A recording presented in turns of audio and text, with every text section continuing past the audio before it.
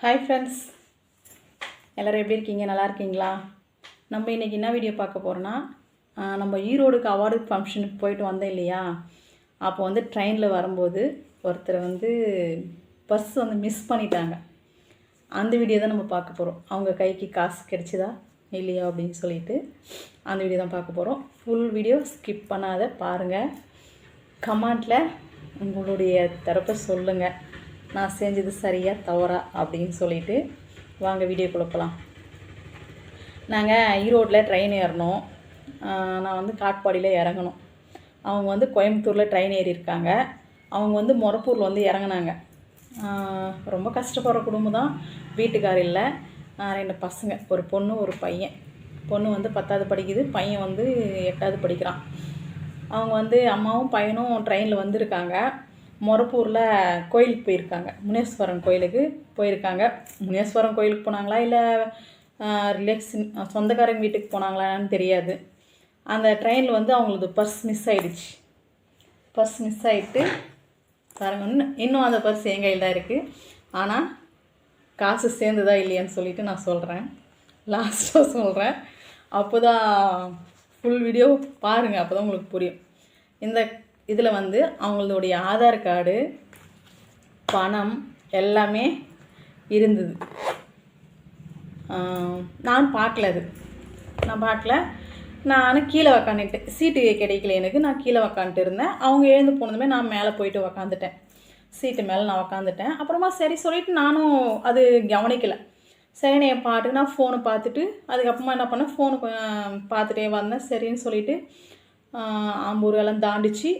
ஆம்பூர் தாண்டினதுமே என்ன பண்ணேன், சரி நம்ம இறங்க போகிறோமே அப்படின்னு சொல்லிட்டு நம்ம பேக்கெல்லாம் எடுத்து வைக்கலாம் அப்படின்னு சொல்லிட்டு எடுத்து வச்சேன்.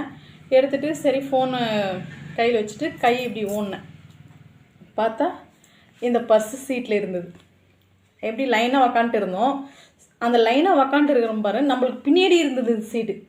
அவங்க இப்படி மடி மேலே வச்சுட்டு இருந்திருக்காங்க. இது என்ன பண்ணியிருக்குது, அப்படியே கீழே போயிட்டு கீழே ஊழ்ந்துட்டு இருக்குது. அது அப்படியே பின்னாடி போயிட்டு இருக்குது. அம்மா பையனும் 2 பேரும் உக்காந்து இருந்ததுனால இந்த மடி மேலே இப்படி இருந்து பர்ஸ் வந்து இப்படி கீழே போயிட்டு அது கீழே விழுந்துருச்சு.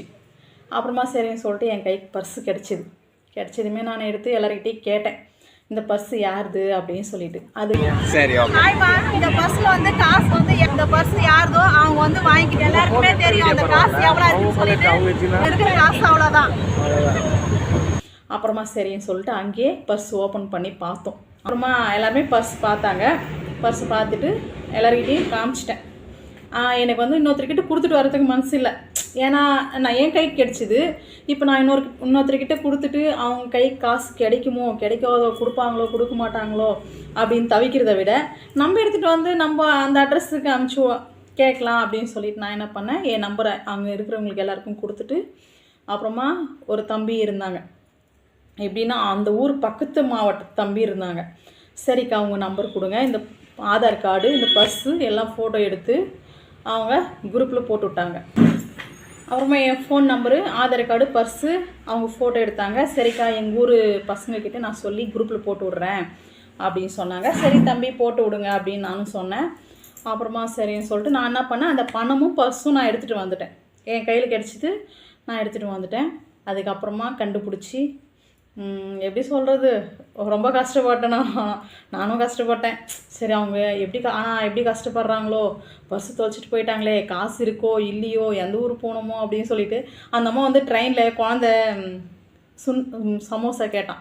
ஆனால் ரொம்ப பாவம், ரொம்ப கஷ்டப்படுறாங்க. அதனால் இன்னொருத்தருடைய கஷ்டம் இன்னொருத்தருக்கு தான் தெரியும். நானும் அந்த மாதிரி கஷ்டப்பட்டு இருக்கேன். அதனால தான் அவங்களுடைய கஷ்டம் எனக்கு தெரிஞ்சுது. அதனால் சரி அவங்க காசு அவங்க கைக்கு கிடைக்கணும் அப்படின்னு சொல்லிட்டு எவ்வளவோ போராடணும். அதுக்கப்புறமா தேடி கண்டுபிடிச்சி அவங்களும் வீடியோ போட்டிருக்காங்க, பேசுவாங்க அவங்களும். அதுக்கப்புறமா அவங்க அட்ரஸ் கண்டுபிடிச்சி நான் அவங்களே குரூப்பில் பார்த்துட்டு அவங்களே எனக்கு கால் பண்ணாங்க, எங்கே இருக்கீங்க, இந்த மாதிரி என் பர்ஸு தொலைஞ்சிடுச்சு அப்படின்னு சொல்லிட்டு. அதுக்கப்புறமா பயப்படாதீங்க, என்கிட்ட தான் இருக்குது பர்ஸு, உங்கள் காசு எங்கேயும் போகல, பத்திரமா இருக்குது அப்படின்னு சொன்னேன். அப்புறமா சரின்னு சொல்லிவிட்டு அவங்களும் வீடியோ கால் நானும் கேட்டேன். சரி இப்போ ட்ரெயினில் எல்லோரும் நம்பர் வாங்கிட்டு போனாங்க என்கிட்ட.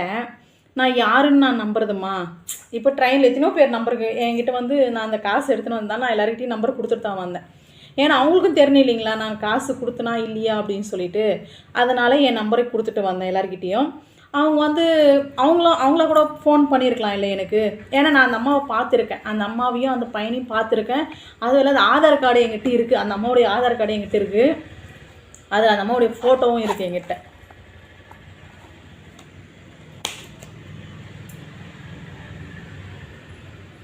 பாருங்க,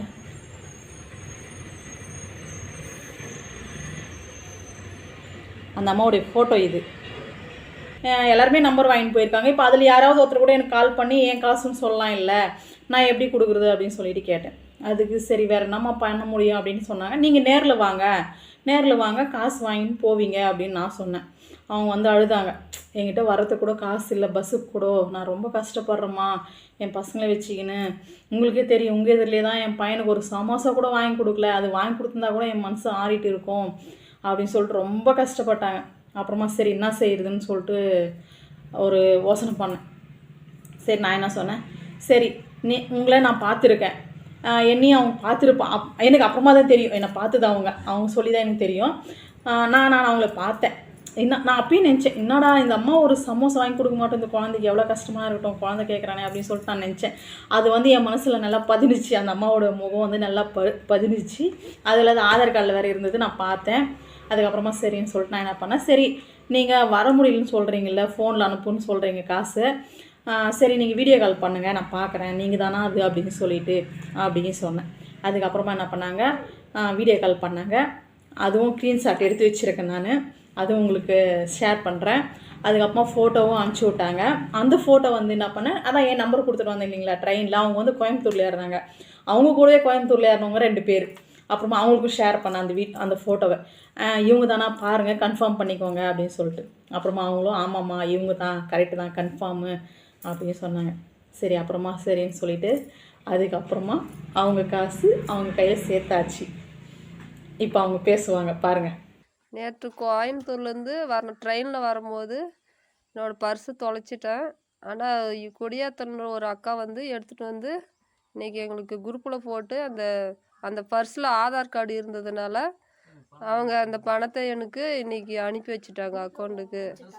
அட்ரஸ் இருந்ததுனால அவங்க எங்களுக்கு அனுப்பிட்டாங்க. அவங்களுக்கு ரொம்ப நன்றி. குரூப்பில் போட்டு விட்ட அந்த தம்பிக்கும் ரொம்ப நன்றி, அந்த அக்காவுக்கும் ரொம்ப நன்றி. என் பேர் தீபா. அவங்க எங்களுக்கு அந்த பணத்தை அனுப்பி வச்சுட்டாங்க.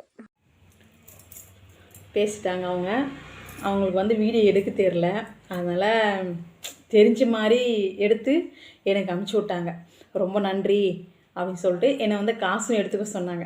1000 ரூபாய் எடுத்துக்கோங்க, இவ்வளோ காசு அங்கங்கே 100 ரூபா 50 ரூபா கிடைச்சாவே எடுத்து போட்டுன்னு போயிடுவாங்க, நீங்கள் இவ்வளோ காசு கொடுத்துருக்கிறீங்களே, உங்கள் கையில் கிடைச்ச காசு இவ்வளோ காசு எனக்கு கொடுத்துருக்கிறீங்களே அப்படின்னு சொல்லிட்டு எனக்கு வேணாம் நீங்கள் எடுத்துக்கோங்க, உங்கள் கையில் காசு கிடச்சி நீங்கள் சந்தோஷப்பட்டாவே அதே போதும் எனக்கு அப்படின்னு சொல்லிவிட்டு அவங்க காசு அவங்க கையில் சேர்த்துட்டேன்.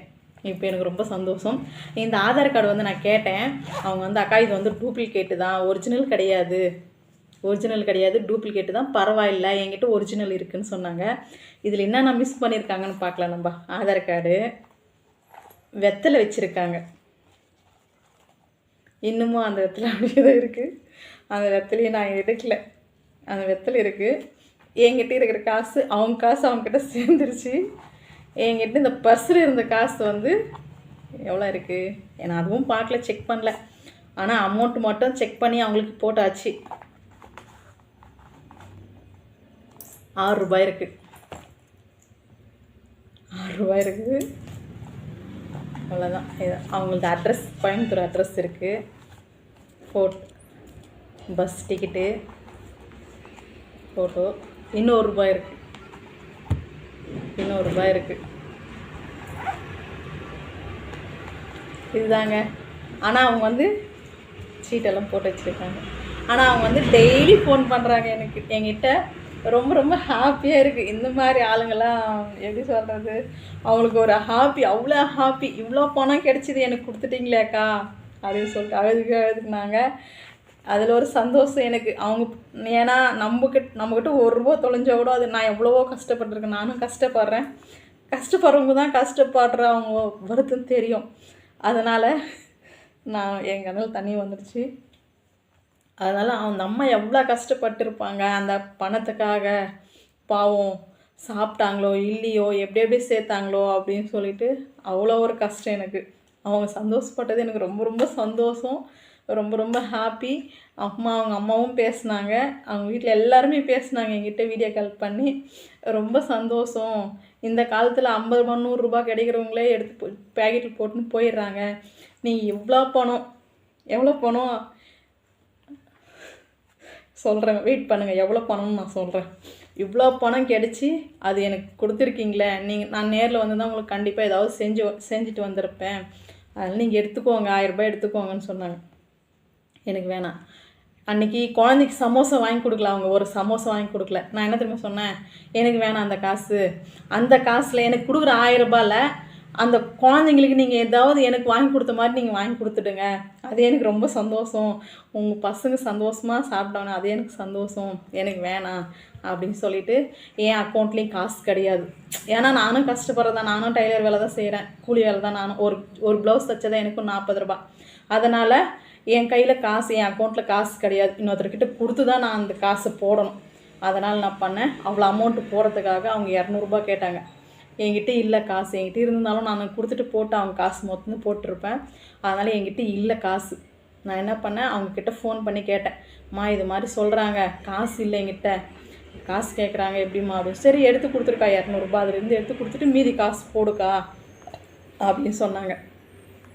அப்புறமா மீதி பணம், மொத்த பணம் அதில் இருந்தது 7500 ரூபா. அதில் 200 ரூபா காசு அக்கௌண்ட்டுக்கு போட்டவங்கக்கிட்ட கொடுத்துட்டு 7300 ரூபா அவங்க கையில் நான் சேர்த்துட்டேன். இதே ரொம்ப சந்தோஷம் எனக்கு. இந்த வீடியோ எப்படி இருக்குன்னு இந்த வீடியோ நான் செஞ்சது கரெக்டாக தப்பா அப்படின்னு சொல்லிவிட்டு இந்த வீடியோ மூலிமா எனக்கு கமெண்ட்டில் சொல்லுங்கள். எப்படி சொல்கிறது, நிறைய பேருக்கு ஷேர் பண்ணி விடுங்க. ஏன்னா கஷ்டப்படுற குடும்பம்லாம் ரொம்ப இருக்குது இல்லைங்களா, அதனால் ரொம்ப யூஸாக இருக்கும். எப்படி சொல்கிறது, 1 ரூபா கிடைச்சாலும் அது இன்னொருத்தர காசு இல்லைங்களா. அதனால் எனக்கு யார் எப்படியோ எனக்கு ரொம்ப ஹாப்பி, ரொம்ப ரொம்ப சந்தோஷம். அவங்க காசு அவங்க கையில் போய் சேர்ந்தது ரொம்ப ரொம்ப சந்தோஷம் எனக்கு. அவங்களும் அவ்வளோ சந்தோஷப்பட்டாங்க. வீடியோ காலில் டெய்லி பேசுகிறாங்க, மறக்கல, அவங்க டெய்லி பேசுகிறாங்க. எங்கள் வீட்டுக்கு வாங்கம்மா அப்படின்னு சொல்லியிருக்காங்க. கண்டிப்பாக ஒரு நாளைக்கு நான் அவங்க வீட்டுக்கு போவேன். வீட்டுக்கு போயிட்டு வீடியோ எடுத்து போடுவேன். அந்த வீடியோவும் உங்களுக்கு வரும். அன்றைக்கி சொல்லுவேன், இவங்க தான் அந்த பணத்தை தொலைச்சிவங்க அப்படின்னு சொல்லிட்டு. இன்றைக்கி என்கிட்ட காசு இருந்தால் நானே நேரில் எடுத்து போய் கொடுத்துட்டு வந்திருப்பேன். என்கிட்டையும் காசு இல்லை, நானும் கஷ்டப்படுறது தான். ஏதோ நம்ம கஷ்டப்படுற மாதிரி அவங்களும் கஷ்டப்படக்கூடாது, அவங்களும் கஷ்டப்படுற குடும்பம் தான், அவங்க வயிறு எரியக்கூடாது அப்படின்னு சொல்லிட்டு நான் அந்த பணத்தை அவங்கக்கிட்ட சேர்த்துட்டேன். ரொம்ப சந்தோஷம் எனக்கு, ரொம்ப ஹாப்பி. இந்த வீடியோ எப்படி இருக்குன்னு சொல்லிட்டு கமெண்ட்டில் சொல்லுங்கள். பாய்.